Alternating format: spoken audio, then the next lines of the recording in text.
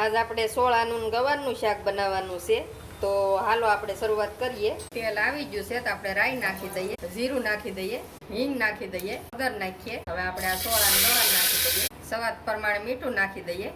હવે આપણે ઢાંકી આ રીતે ઉપર ખાલી ઢાંકણું ને આપણે કહવા દઈએ શાકને।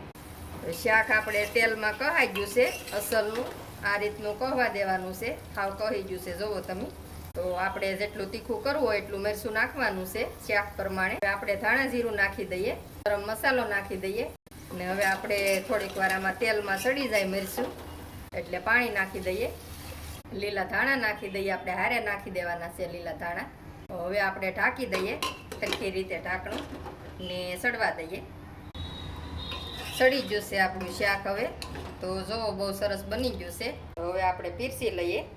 બની ગયું છે શાક, આપણે નહીં ડુંગળી નહીં ટમેટું, તોય ગ્રેવી વાળું શાક મસ્ત।